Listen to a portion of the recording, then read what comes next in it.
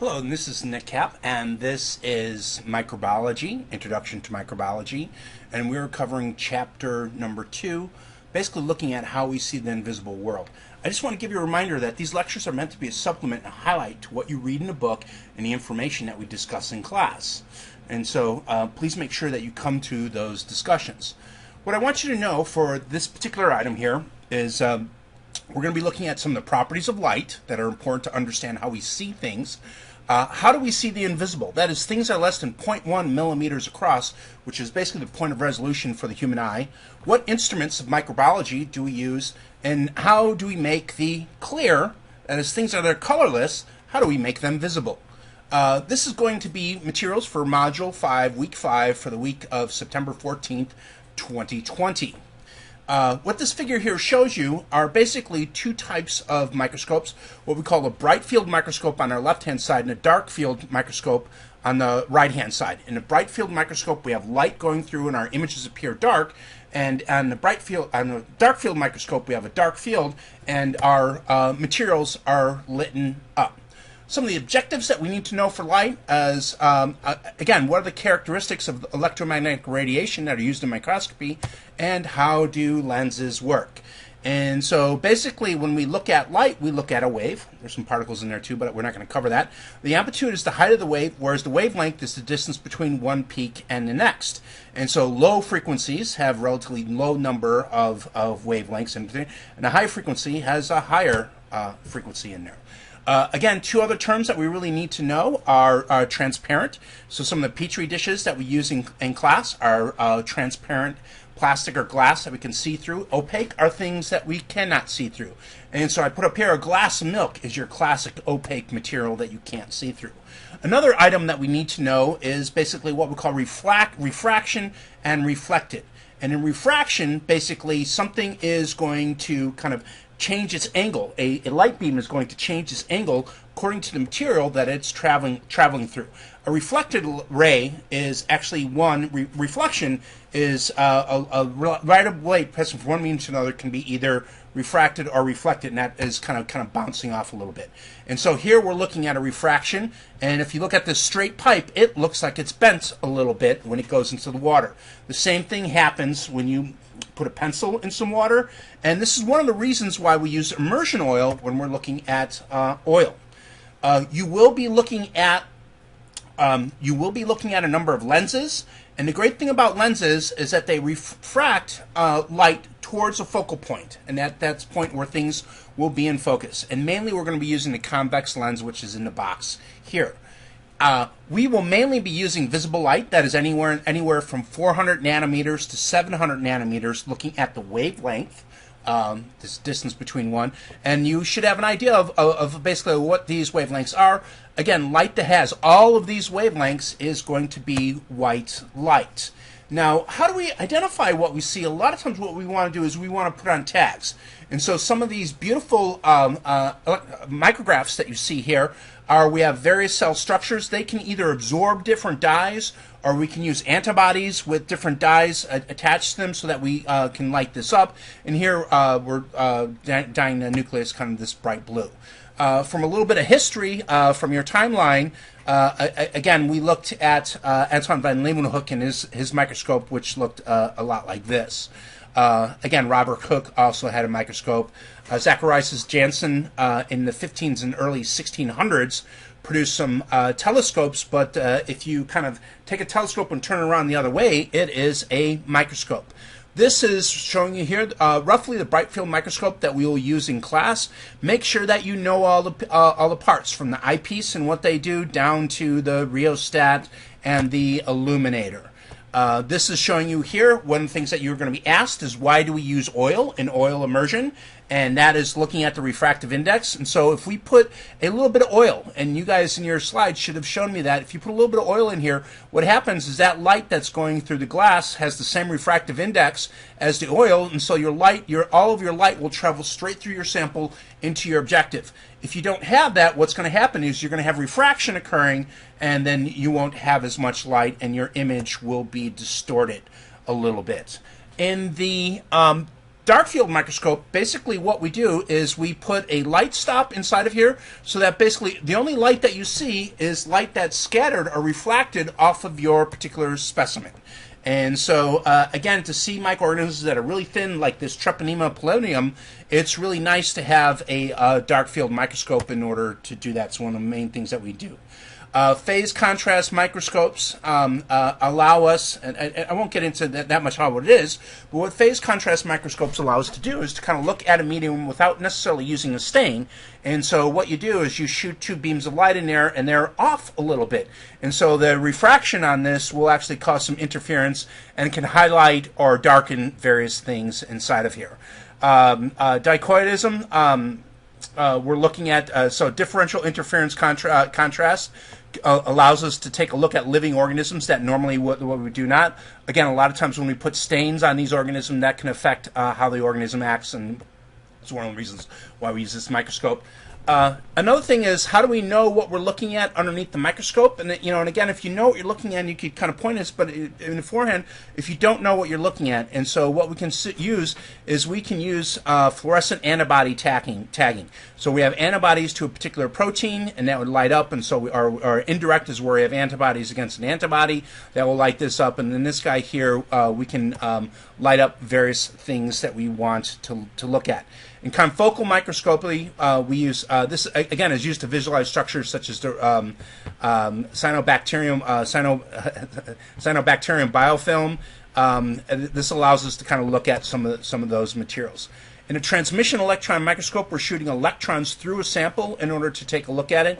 In a scanning electron microscope, we're refracting electrons off a surface, and we're looking at the surface. And so again, here's a transmission electron microscope. The transmission electron microscope, it's very important that we cut these layers very thin, roughly about 100 nanometers thick.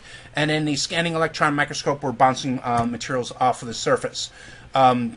What we want to look at is one of the big things that your book really talks about is this concept that we call the biofilm, where we have this extracellular matrix that kind of allows all these different species to grow in. And this is basically just showing you some of the biofilm development of Pseudomonas aeruginosa. Here is looking at multiple bacteria growing inside of a biofilm. So this biofilm, this is extracellular material in here, and then our bacteria are kind of flagged inside of it. Every once in a while, we do want to look at actually atoms, and so we have our STMs and atomic force microscopes, scanning tunneling microscopes. Again, your book gives figure 2.28. What I really recommend is that you go through and you look at those figures, and you have an idea of what particular microscopes are. Whew! The second thing we want to do is learn about staining our specimens. Why do we want to stain things? It's basically to differentiate between simple, what you want to do in order to understand staining is to be able to differentiate between simple and differential stains. You want to explain some commonly used stains. You want to be aware of the procedure for the gram stain. And so, again, when we talk about taxonomy, the first thing that I want you to do is to tell me whether it's gram positive or gram negative and whether it could do that or not. In order to look at things on a slide, we need to fix our sample to the slide, and we can do this by either heating it up or placing it in a 10% formalin. Basically what we're trying to do here is, again, we're looking at things like glass slides. We're going to be rinsing and washing them off with a liquid, and so we don't want our sample to go. So what we want to do is we want to stick our sample and make it stick to our glass slide. An example of that would be doing, especially in dishes. I hate doing dishes at night. I always want to wait till the morning. My wife doesn't like to wait till the morning because actually things dry out and they get stuck to the plates. And using microscopy, using that and fixing your slides, that's what you want to do. You want to stick your sample to the slide. Now, again, when we look at things, we can have what's called a positive stain and a negative stain. Basically, when you're doing positive staining is when you're staining an item. When you're doing a negative stain, so you're staining everything else around there, and your item doesn't take stains. Trouble is, we also use this. We have what are called basic positive stains, and so these basic stains are positively charged, and they stick to things that are oppositely charged, negative terms.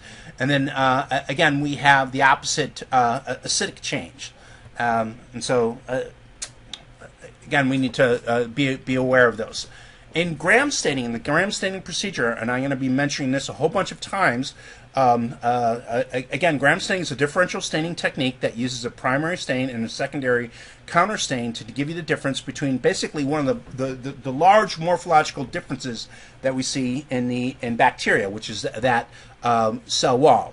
And so in the gram stain, we first, after we fix our bacteria, we add crystal violet. This is what I call a primary stain, and it stains everything blue.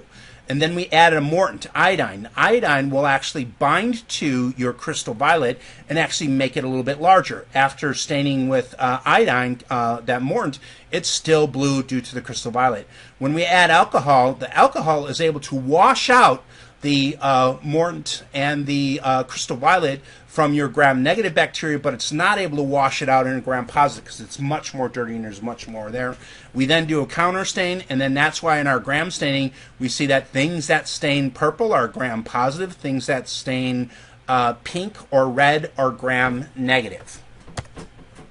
And so what we have here, if we look at this here, we have a mixture of bacterium. We have some gram-positive cocci, and we have some gram-negative rods that are in here. And so, again, sometimes when you have pure culture, you may see something that looks a lot like this. But again, this is the gram-negative E. coli and the gram-positive Staphylococcus aureus in here. Here's an example of Staphylococcus aureus all by itself. Here's an example of what we call an acid-fast stain. And sometimes these acid-fast bacteria like Mycobacterium tuberculosis, which some of you did your talk on, guess what this causes? They have a lot of lipid in their membrane, and so we tend to not see that as much. In our negative stains, we can see things like India ink, and then actually this is a Bacillus cereus, I believe it's Bacillus cereus. And then we see this kind of clear area around here, and that's due to a capsule that's around those that we can see. We can also see specialized structures. This is what we call endospores. And so the endospore staining allows us to see the endospores inside the bacteria. These endospores, this is malachite green. It's very hard to stain these guys. And so you have to do a very kind of robust process in order to get the stain inside of there. But again, a lot of times we'll see a hole inside of here when staining. And then some of you actually were looking at this flagellar staining. This is Parentrichus. Bacillus cereus, we see a lot of the flagella in there, and so we add, the flagella are very thin, but you can add something a lot like mascara that will bind to the flagella and make it thicker in order to see it. And so have a good idea of what kind of the simple stains do. In a transmission and a scanning electron micrograph, we tend to cut things really thin, and we use something that's called a microtome in order to do that. And then here's different ways of looking at the same microorganism underneath the microscope. Again, it's important. Using the microscope is important today as kind of it always was. The technology for looking for microbes in samples is pretty straightforward. Even today, many tests still look for microbes using microscopes and staining. We're going to be looking at how DNA technology is kind of changing this process, but you can take a look at it. Again, we will be, during our talks today, we will be looking at a little bit of different diagnostic stool pathogens and doing some short tours of some particular items. What I want to show you here is just basically how we can use kind of indirect staining, so we can have an antibody against a specific protein, T. pallidum cell, and we have a fluorochrome on this, and so this allows for things to light up underneath the microscope that normally we would not see. Okay, thank you very much for watching this lecture, and I will see you on a Wednesday.